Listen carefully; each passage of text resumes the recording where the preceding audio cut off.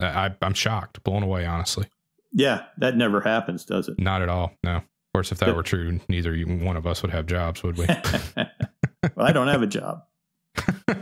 You're recording a podcast. You're a consultant. Well, that's right? true. This is a job.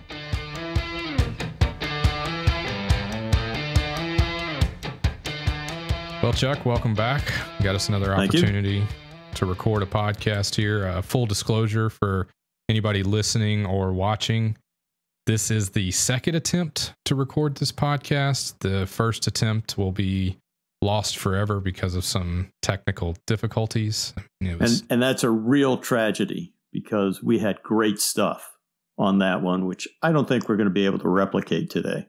Some of your best material, profound statements from both of us, honestly. I no idea how I said some of the, came up with some of those. I mean, it's crazy. I was amazed. Yeah. And the musical number. Yeah. Just randomly in the middle. Like, who knew John Bon Jovi was going to join us? Crazy, right? Yeah.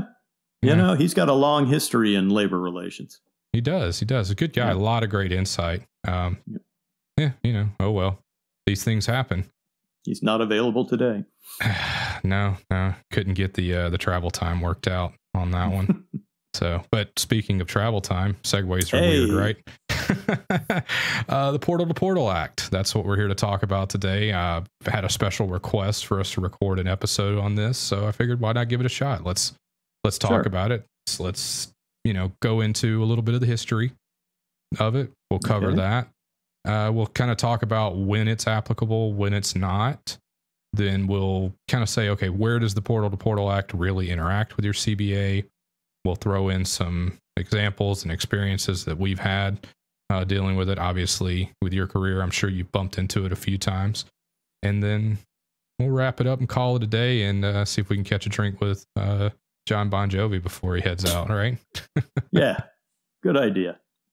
So with all that said, Chuck, we got to know where we came from to understand where we are. So Portal to Portal Act, how did we get it? Well, it's a good question. And I hope, a good answer for that. It's tied back to the Fair Labor Standards Act, which was the last piece of President Roosevelt's New Deal, at least as far as employer-employee relations go. So the Fair Labor Standards Act was passed in 1938, which simply said people should be paid when they work for an employer and get overtime after 40 hours. Although it called for people to be paid for their work, it did not define what work was. That didn't really show up because when the act was passed, we were in a depression. And then the economy ramped up because we went into a war. When the war was over in 1946, well, the war was over in 45. At that same time, the Supreme Court ruled that work included the time people spent walking from a time clock to where they actually started their daily principal activities, which shook up the industry because most people weren't being paid for that time. So in 1947, Congress tried to reinstate what had been in place prior to the Fair Labor Standards Act insofar as when the workday started. And that led to the Portal to Portal Act, which laid out that commuting time and incidental activities before you start actually performing your principal activities are not compensable time. It spent a lot of time holding employers not liable for not having paid according to the Supreme Court's ruling, and a little bit of time in trying to define when work started. But they started talking about things like principal activities and events that are preliminary or post-liminary to that. And they didn't define those terms. Sounds like fun, doesn't it? It's a blast. That's why I get up in the morning, honestly. I can't be paid for the time I'm getting up in the morning for that darn act. Yeah, that's true. That's preliminary. But you're telling me that a group of people got together, put together language that's supposed to control or enact or change the way our workday looks, and they introduced terms, and then they forgot to define those terms. I'm shocked, blown away, honestly. Yeah, that never happens, does it? Not at all, no. Of course, if that were true, neither one of us would have jobs, would we? Well, I don't have a job. You're recording a podcast. You're a consultant, well, that's right? true. This is a job. Yeah, and the big difference between then and now is, in this case, Portal to Portal Act, an act that's about 2 pages long and has, I think, 12 sections in it. And they didn't define some of the terms. Now they'll write laws that are 2,000 pages long with thousands of sections in them, and they don't define the terms any better in new legislation. So, hey, and they never progress. Contradict. No. None of the sections. Well, it's interesting you mentioned, the Portal to Portal Act has, you said, I think 12 sections. Did I hear that right? Roughly? I think that's the count. Something like that.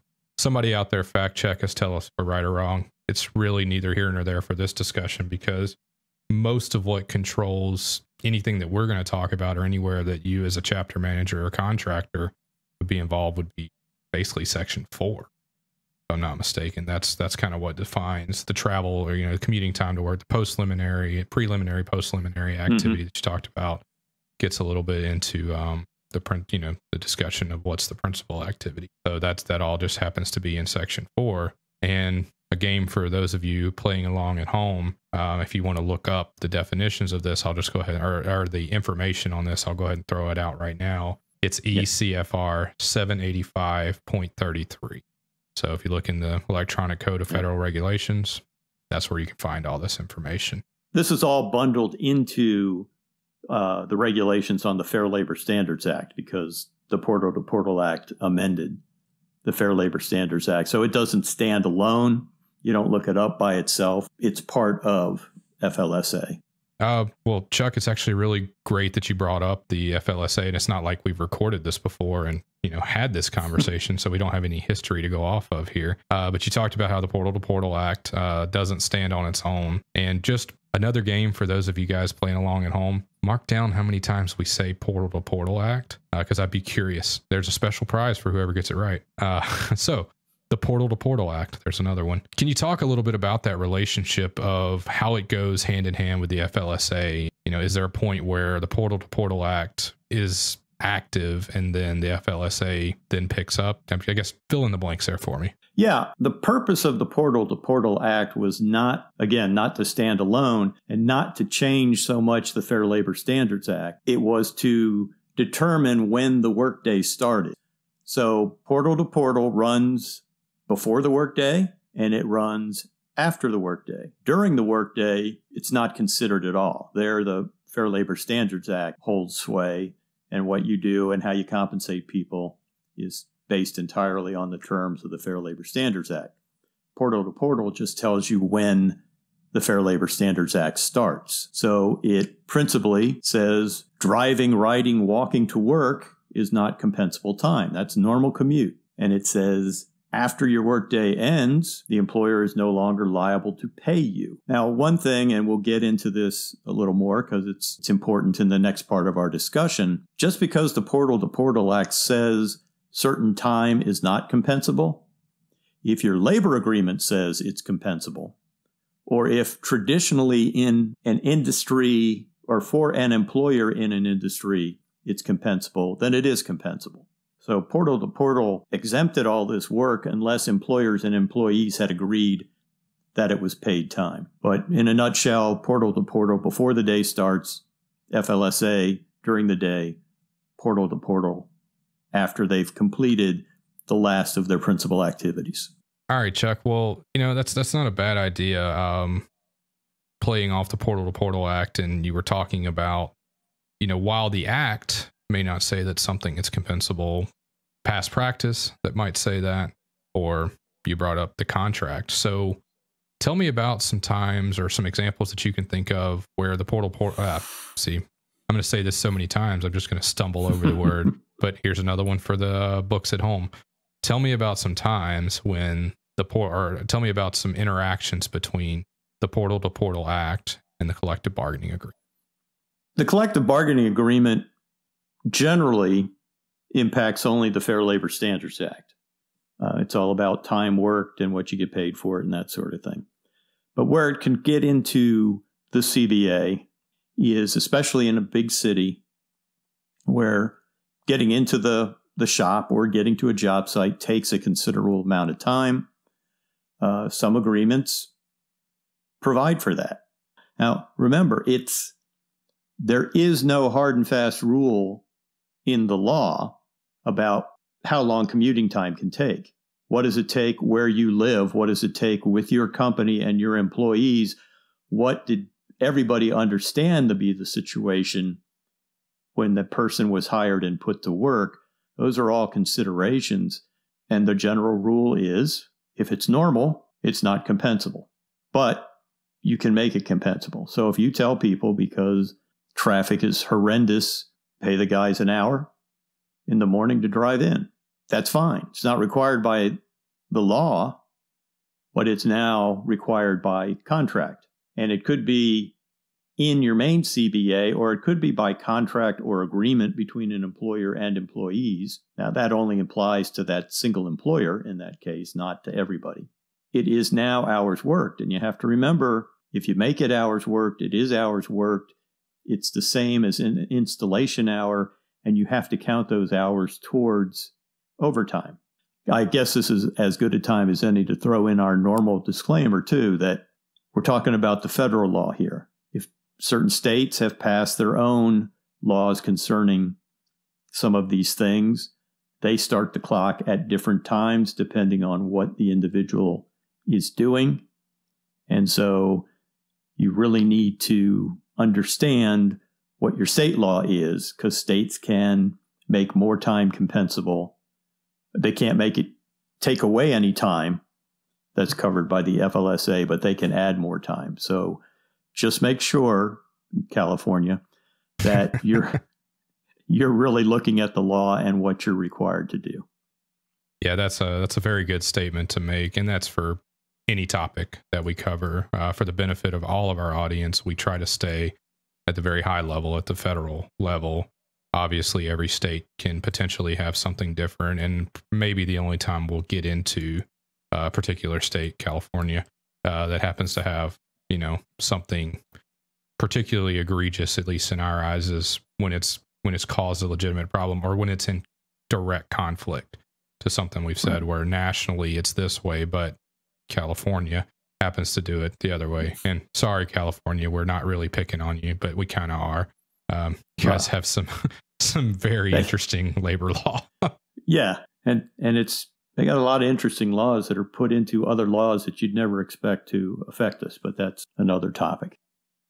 So yeah, we have the obvious disclaimer of always check state law, but I'm also going to refer everyone back to, since you talked about that driving time and you talked about how you should be considering in your overtime calculations. Chuck came up with a very good formula in our very first podcast about how to still pay overtime, but make it count the same as straight time when paying for driving time. And I am not going to attempt to try to come up with that formula again here. I did do it for that video. So if you've only listened to that podcast, go back and watch the video. I actually put the formula on the screen. But I end all this with saying it's probably more trouble than it's worth. But it was genius. And I thought it was great. Yes, I remember. Well, Chuck, we've talked and probably exhausted as much as we can anyway, how the Portal to Portal Act and the CBA play together. And, just to put a bow on that, for the most part, like you said, the CBA really interacts more with the FLSA and only kind of gets in on the fringes of the Portal to Portal Act, because the CBA is talking mostly about compensable time, not necessarily about time that isn't. We mentioned a couple of examples where you could create compensable time, even though the Portal to Portal Act says that it's not. But the best way to really dive into this and talk about it, and I think is where we'll spend the remainder of our time and the bulk of our time, is let's get into some experiences. Let's get into some scenarios and, really work our way through them, because I think that'll give our viewers, listeners, whatever you want to call, it'll give them the best benefit of understanding this act, understanding how they're going to deal with it on a day-to-day basis. So I'm going to throw it to you right now. What's an experience, or what's something, a scenario you can discuss that really involves the Portal to Portal Act? Well, one issue that takes place particularly on large jobs that cover a lot of real estate. Worker shows up, parks his car, walks in. When does that individual's time start? When Portal to Portal Act was developed. They have a lot of congressional testimony on record that talks about what they were trying to do. But two common examples that they used, they were talking about miners. Time didn't start for miners until they were at the mine face digging. Their clock didn't start until they started hitting that mine face with their pickaxe. Another example they used was a lathe operator. He didn't get paid until the lathe started to spin. So where is it in our industry where the clock starts? Where does the individual start getting paid? If it's, a small construction site, we're talking about a couple of minutes, guy parks in front, walks in, he's ready to go. I think traditionally we have adopted the gang box. Everybody meets there, gets their instruction from the foreman. Foreman notes their presence or however they're keeping time on that particular job, and the guys walk in, start getting paid at show up, 8 o'clock. You be here at the gang box at 8 o'clock. That's when the day starts, even though their principal activity may be several minutes later when they actually get to the wall where they're hanging something. I'm going to cut in here because you actually hit on something that's very important in the Portal to Portal Act. You said when the foreman provides them instruction. The Portal to Portal Act is very specific. If you receive guidance or layout or instruction from a supervisor, you're now getting paid. So if it's right, if it's anything more than incidental, right. Yeah. Your day starts when you start discussing plans. If that's where everybody meets and they start going over the plans, and clearly that's work. Yeah. Not just talking about the weekend and who won last night. That's right. That's not it. Yeah. They're laying out the job at that point. But if you just show up at the gang box and grab your personal tools and walk in and there's no other interaction, it's not necessarily compensable to walk in. On larger jobs, that walk from the gang box to where the work is performed can be quite lengthy. Indeed, the walk from parking to the gang box can take a while. And on larger jobs, there may be multiple check-in places because each crew is doing a different part of the building. They're in a different location. In a number of agreements that I have seen, the parties try to fix this problem and just say, time starts when the worker gets to his workstation, but he walks out on company time. Walk-in time on the employee's time, walk out on the employer's, vice versa. Or sometimes it's, be at your starting location at 8 o'clock, stay there until 4:30, but you get paid 15 minutes each way. What unfortunately happens in a lot of cases is, although those were the rules and everybody kind of understood them and there were never any problems, nothing was ever written down. And a new building that's bigger than anything you've seen before goes into effect. And then there's a lot of conversation about, well, when do we start getting paid? That's a long walk. We shouldn't have to do that on our own time. Portal to Portal says, yes, you do. You don't get paid till you do engage in your principal activity. What you just brought up there is just the harsh realities of economics. Sometimes there are times where when the law is silent, the CBA, or the law says you don't, the CBA is silent, but the economic reality of the situation is going to pay for it. And I think by and large, in an area, a local area, there are conventions about how this is dealt with between the employers and the employees.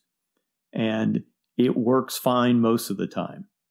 It's when something new comes up, a new employer comes into town, new individuals enter the workforce, that we see these things flare up. One interesting thing is if you have negotiated, say, a 15-minute walkout, that's all the employer has to pay, even if the walkout is 30 minutes long. Because under Portal to Portal, he didn't have to pay anything, the employer. Let's expand on that. Coming into, or getting to the job site or getting to the gang box or the principal activity a little bit. And I'm going to touch on a very recent scenario that I was presented with. Mm-hmm. And if our chapter manager happens to be listening that this applies to, you get extra points. And thank you for providing me with content. So the scenario I was presented with was the contractor said workday starts at 7 a.m. The employees had to park at a parking lot that I want to say was maybe a mile away. It was significant enough that it wasn't just a couple minutes walk to get to where the actual job site was. If the individuals wanted to take a bus, the bus left the parking lot at 6:30 to get them there in time to start work at 7.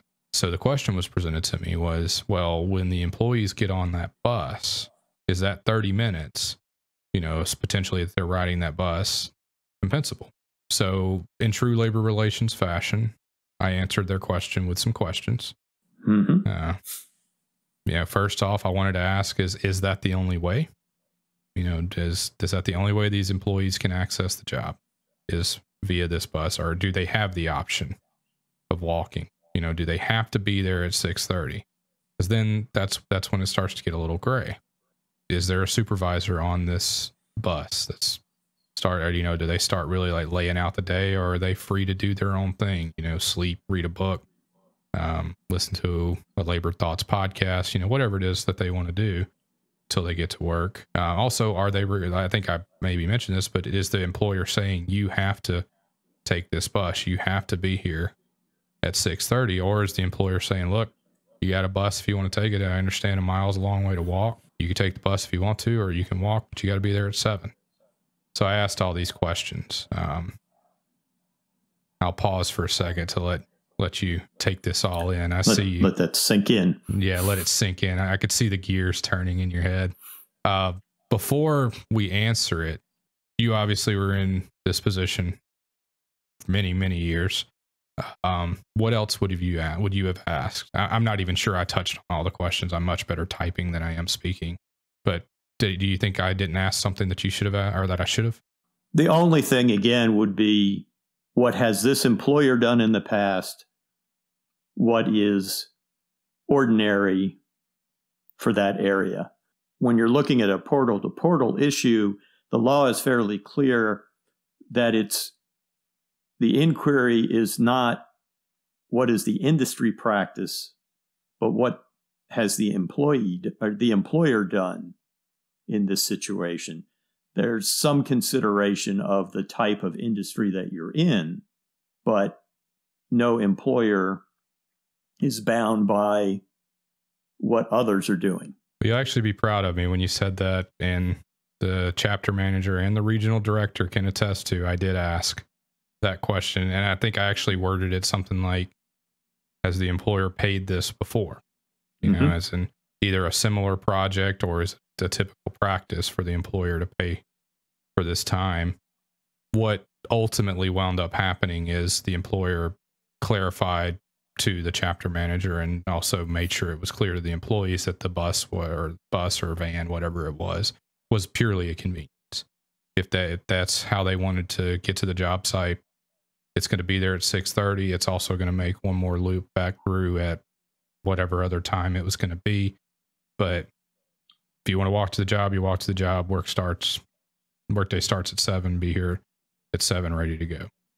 Right. Clearly, in that scenario, it's not compensable. No. And I think it's always best to portray it as a convenience to the worker. But I'm not sure that has much impact in the analysis. I know there was a case from the Gulf Coast where the employer required people to take the bus because there was no adequate parking close to the job, and because the owner didn't want a bunch of cars parked on the street around the site, and they wanted to control access. So they wanted everybody coming in at one point.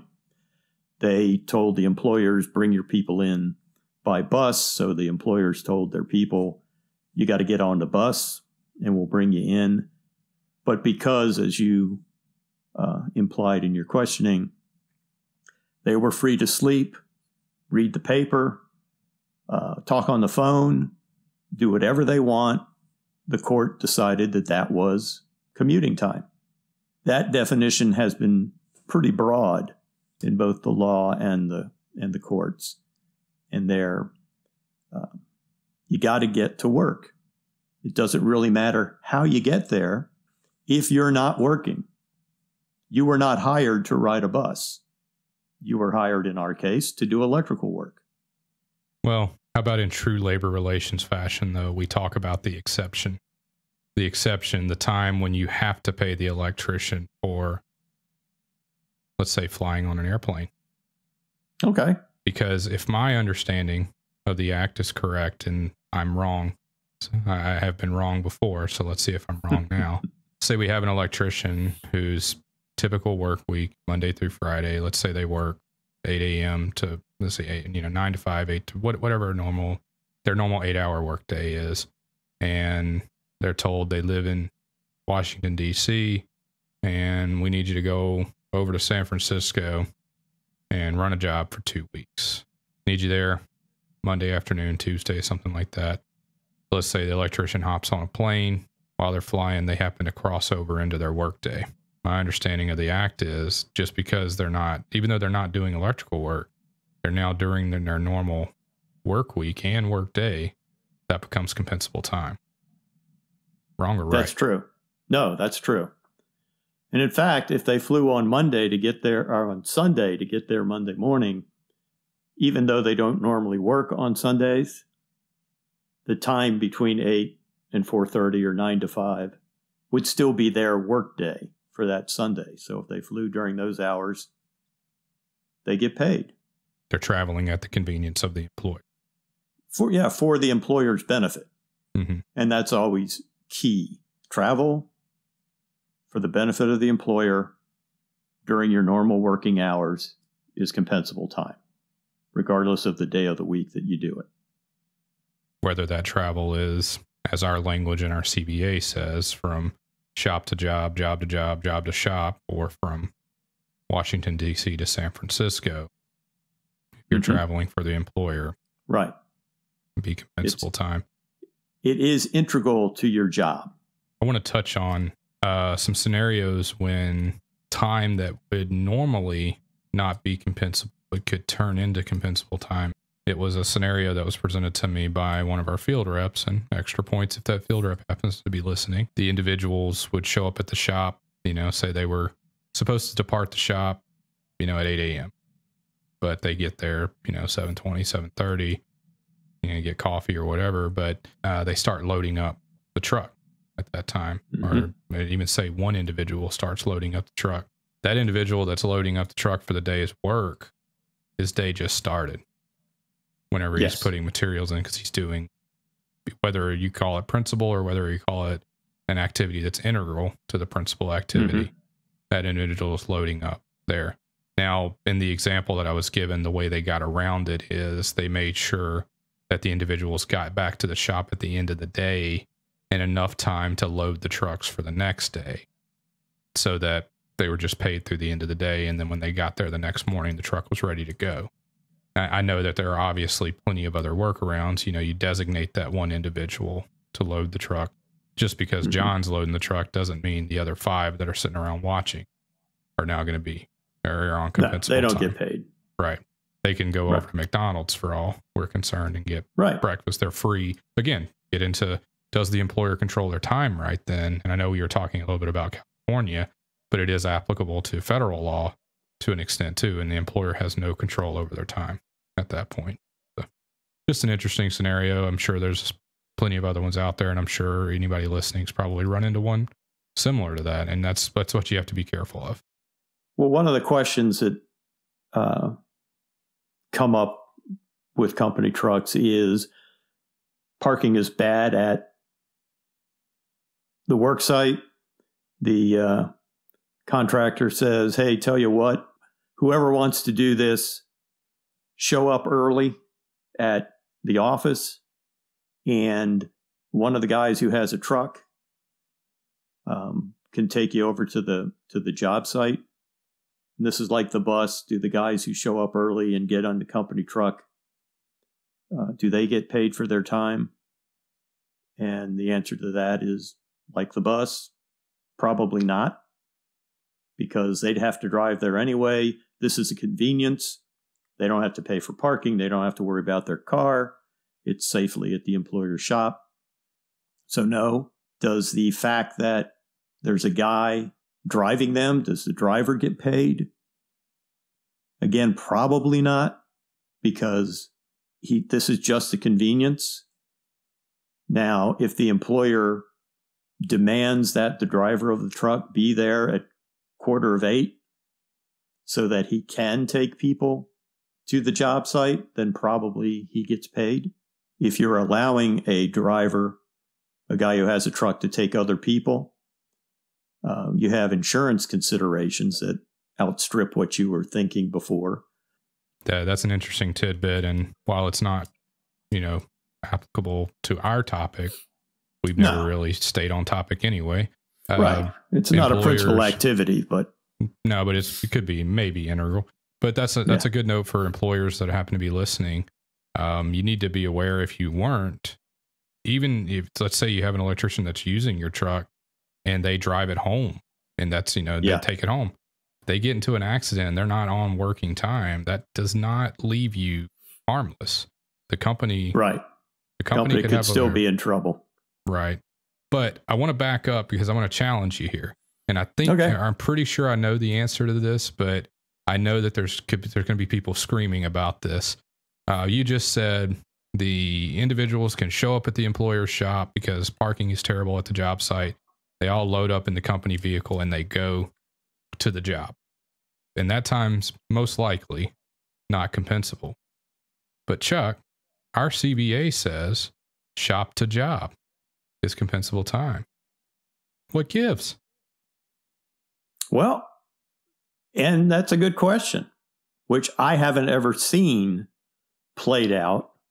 I would say that language alone probably doesn't prevail. It's not a clear statement that this preliminary activity, this non-principal activity, creates or starts the clock. But I could see where somebody might look at it and say, hey, yeah, we had to come to the shop, or we didn't have to go to the shop, but we went to the shop and then we rode in. So of course we get paid.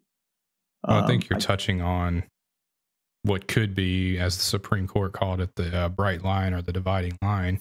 And maybe it is, maybe it's not, but it's exactly what you said. Did you have to come to the shop? And that's one of the questions. If that scenario were brought to me, that's the question I'd send back immediately is, did the employees have to report to the shop to get a ride to the job site? Or was literally, like we talked about, was it just a convenience? They could have said, no, I'm just going to go park at the job. Yeah. But I don't know that even requiring them to come. So let's go back similar to that Gulf Coast thing. There's no parking. And the owner of the job won't let anybody park on that property. Only marked trucks can come in. So then you tell people, well, you can't park there. You have to come to the shop, or you have to come to, we'll say the shop because that's what the language says. You have to come to the shop and then we'll take you over there. I think it takes something more than that to get around the clear law that says that's commuting time.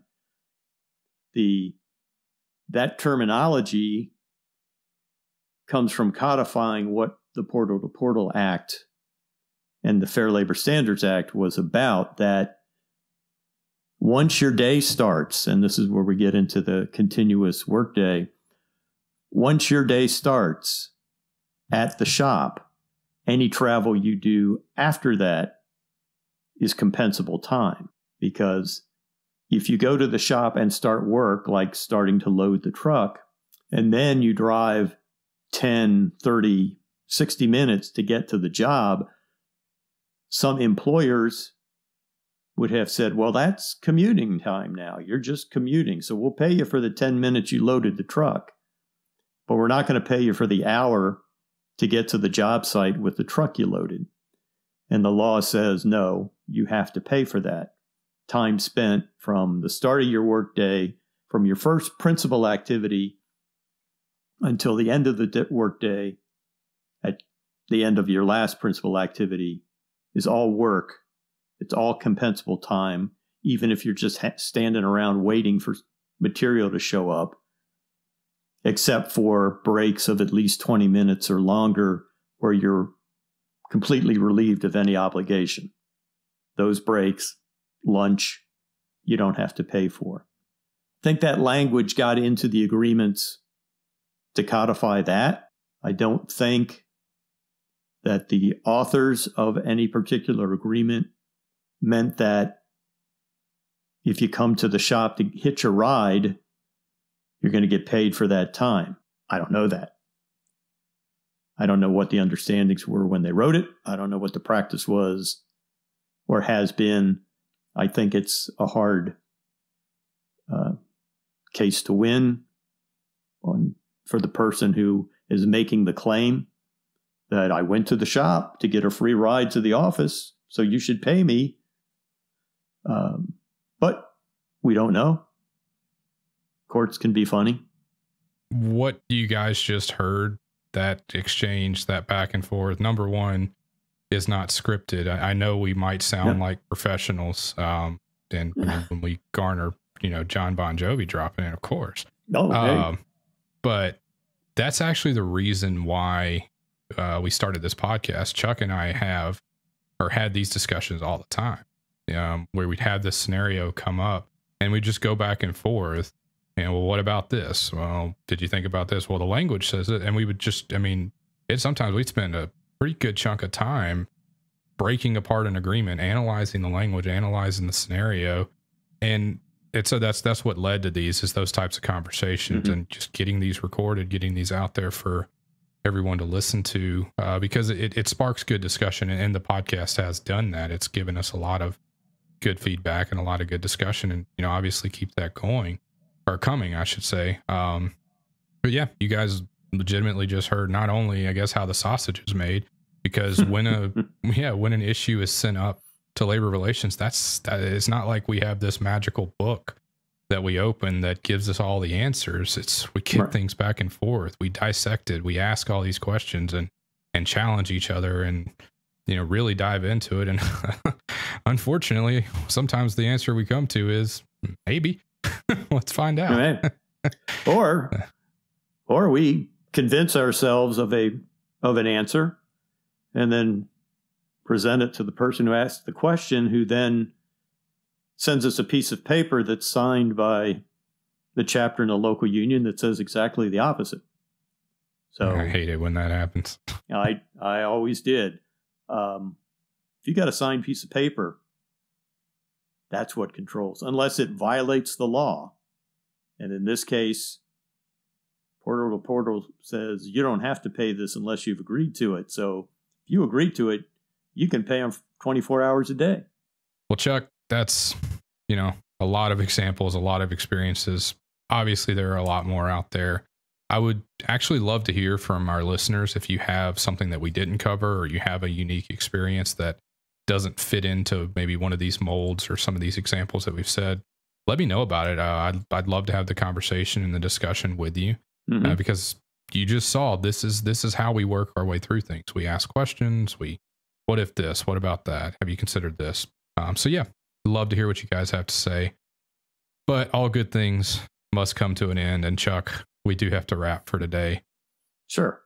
As I say every time, I cannot thank you enough for doing this, for continually lending your knowledge to the industry, to me, and to all of our listeners. It's greatly appreciated. So thank you. Well, you're welcome. Anytime. Well, not anytime, but most times. I'm not paying you to drive in. To our listeners, thank you for listening in. If you have any questions, or think something, or you have something to add to something that we said, let me know. Send it over to me. If there's a topic that you want us to cover, or something you want us to go in more depth about, send it up to me. We'd love to dive into that as well. But again, thank you, Chuck.